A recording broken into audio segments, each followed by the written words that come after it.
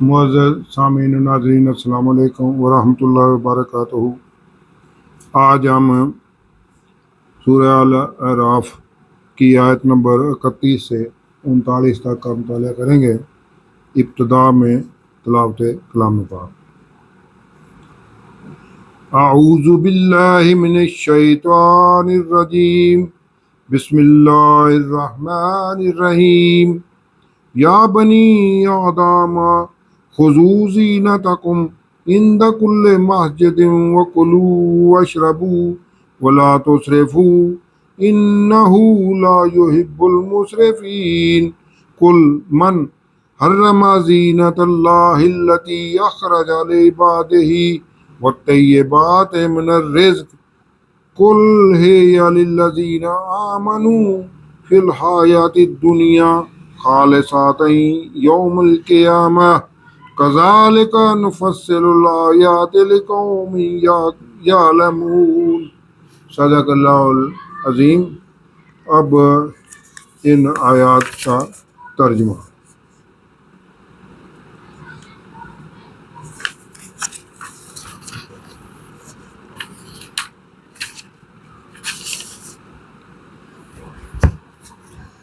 اے بنی آدم، ہر نماز کے وقت اپنے تئیں مزین کیا کرو اور کھاؤ اور پیو اور بے جا نہ اڑاؤ کہ اللہ بے جا اڑانے والوں کو دوست نہیں رکھتا۔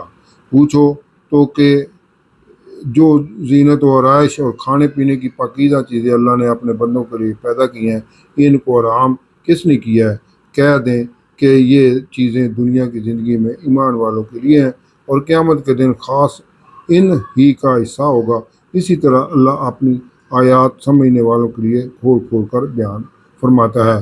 کہہ دیں کہ میرے پروردگار نے تو بے حیائی کی باتوں کو ظاہر ہوں یا پوشیدہ اور گناہ کو اور ناحق زیادتی کرنے کو حرام کیا ہے، اور اس کو بھی کہ تم کسی کو اللہ کا شریک بناؤ جس کی اس نے کوئی سند نازل نہیں فرمائی، اور اس کو بھی کہ اللہ کے بارے میں ایسی باتیں کہو جن کا تمہیں کچھ علم نہیں ہے، اور ہر ایک فرقے کے لیے موت کا ایک وقت مقرر ہے، جب وہ آ جاتا ہے تو نہ تو ایک گھڑی دیر کر سکتے ہیں نہ جلدی۔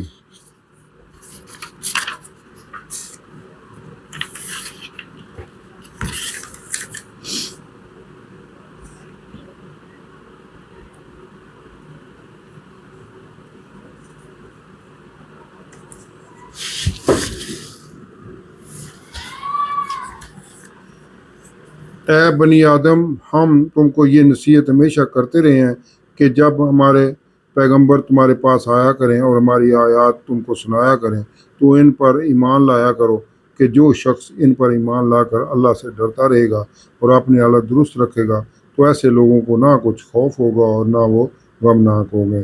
اور جنہوں نے ہماری آیات کو جھٹلایا اور ان سے سرتابی کی، وہی دوزخی ہیں کہ ہمیشہ اس میں جلتے رہیں گے۔ تو اس سے زیادہ ظالم کون ہے جو اللہ پر جھوٹ باندھے یا اس کی آیات کو جھٹلائے؟ ان کو ان کے نصیب کا لکھا ملتا ہی رہے گا، یہاں تک کہ جب ان کے پاس ہمارے بھیجے ہوئے فرشتے جان نکالنے آئیں گے تو کہیں گے کہ جن کو تم اللہ کے سوا پکارا کرتے تھے اور اب کہاں ہیں وہ کہیں گے معلوم نہیں کہ وہ ہم سے کہاں غائب ہو گئے ہیں، اور اقرار کریں گے کہ بے شک وہ کافر تھے۔ تو اللہ نے فرمائے گا کہ جنوں اور انسانوں کی جو جماعتیں تم سے پہلے ہو گزری ہیں ان کے ساتھ تم بھی داخل جہنم ہو جو۔ جب ایک جماعت وہاں جا داخل ہوگی تو اپنی مذہبی بہن یعنی اپنے جیسی دوسری جماعت پر لعنت کرے گی، یہاں تک کہ جب سب اس میں داخل ہو جائیں گے تو پچھلی جماعت پہلی کی نسبت کہے گی کہ اے پروردگار، ان ہی لوگوں نے ہم کو گمراہ کیا تھا، تو ان کو آتش جہنم کا دگنا عذاب دے۔ اللہ فرمائے گا تم سب کو دگنا عذاب دیا جائے گا مگر تم جانتے نہیں ہو۔ اور پہلی جماعت پچھلی جماعت سے کہے گی کہ تم کو ہم پر کچھ بھی فضیلت نہ ہوئی تو جو عمل تم کیا کرتے تھے اس کے بدلے میں عذاب کے مزے چکھو۔ یہ آیت نمبر 39 تک کا ترجمہ تھا۔ اب ان کی تفسیر النور۔ यहाँ से जो है ना तर्ज माशरत के बारे में बयान है कि ए मौजूदा आदम की औलाद खूबसूरत लिबास पहन कर मस्जिद में नमाज के लिए जाया करो, यानी पाक साफ होकर और बन सवर कर। जो अल्लाह की दी हुई नेमतें हैं इनमें से खाओ और पियो और इसराफ ना करो, बेशक वो अल्लाह इसराफ करने वालों को पसंद नहीं करता। आप सल्लल्लाहु अलैहि वसल्लम इन मुशरिकीन से पूछे कि किसने हराम की है वो जीनत जो अल्लाह ने अपने बंदों के लिए निकाली है, और किसने हराम किया है पाक रिज़्क भी।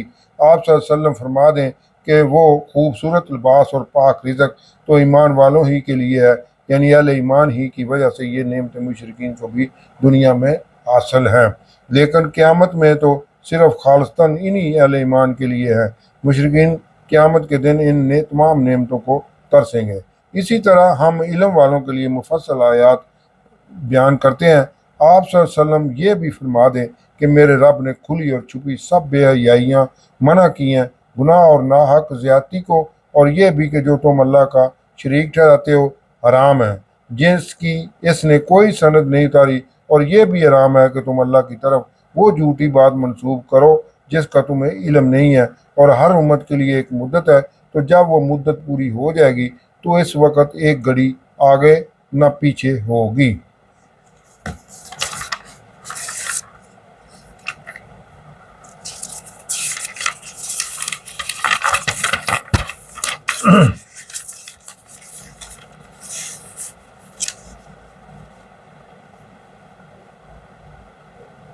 क़यामत आने से पहले औलाद आदम को अपनी इस्लाह और परहेजगारी का अब कहा जा रहा है। ए मौजूदा आदम की औलाद, अगर तुम्हारे पास तुम में से ही रसूल आएँ जो आ चुके हैं, जो तुम्हें मेरी बात आयात सुनाएं, तो जो भी रसूल सल्लल्लाहु अलैहि वसल्लम की तबलीग सुनकर तकवा इख्तियार करेगा और अपनी इस्लाह कर लेगा, तो इस पर क़यामत के दिन ना कोई खौफ होगा और ना कुछ गम। और जिन्होंने हमारी आयात को जुटलाया और तकब्बर किया, यानी तकब्बर की वजह से ना माना, वो दोज़खी होंगे और इसी में हमेशा रहेंगे। मुशरिकीन अंजाम बद का वाज़ेह फैसला सुनकर अगर फिर भी दावत हक कबूल नहीं कर रहे और अपनी हर धर्मी पर डटे हुए हैं, तो इससे बढ़कर जालिम कौन होगा जो गलत बातें अल्लाह से मंसूब करे या इसकी आयात को जुटलाए। इन्हें नसीब का लिखा पहुँच कर रहेगा कि जब इनके पास हमारे भेजे हुए फरिश्ते इनकी जान निकालने आएंगे, वो इनसे पूछेंगे कि कहाँ हैं वो जिनको अल्लाह के सिवा तुम पुकारते थे। फिर कहेंगे वो हम सब हमसे गुम हो गए हैं, यानी वो हमारी मदद करने के लिए काबिल नहीं है। और वो अपनी जानों पर खुद गवाही देंगे कि वो काफिर थे, यानी सरकशी और तकब्बर की वजह से उन्होंने अल्लाह की आयात को ना माना और गुमराह हो गए। फिर उन्हें कहा जाएगा कि तुमसे पहले जो और जमातें जिन्नों और इंसानों की आग में जा चुकी हैं, तुम भी इन्हीं के साथ जाओ आग में। जब कोई जमात आग में दाखिल होगी तो पहले से वहाँ मौजूद उम्मत पर वो मौजूदा मुशरिक लानत करेंगे कि तुम पर लानत हो कि हमने भी तुम्हारी पैरवी की और आग में गिरा दिए गए। यहाँ तक कि जब इसमें से सब जा चुकेंगे तो बाद में आग में आने वाले पहले से मौजूद गुमराह आबा व अजदाद के बारे में कहेंगे कि हमारे रब, इन्होंने हमको बहकाया था, तो इन्हें आग में दूना अजाब दे। अल्लाह फरमाएगा सब के लिए ही दूना अजाब है, मगर तुम्हें मालूम नहीं है। और पहले पिछलों से कहेंगे कि तुम भी तो हमसे कुछ अच्छे नहीं रहे हो, यानी हमारे पास रसूल आए और हमने इनकी नाफरमानी की, और तुम्हारे पास भी हमारी तरह रसूल आया और तुमने भी गुरूर और तकब्बर की वजह से दावत हक कबूल ना की। फिर कहा जाएगा तो सब चखो अजाब अपने किए का। सदकल्लाहुल अज़ीम।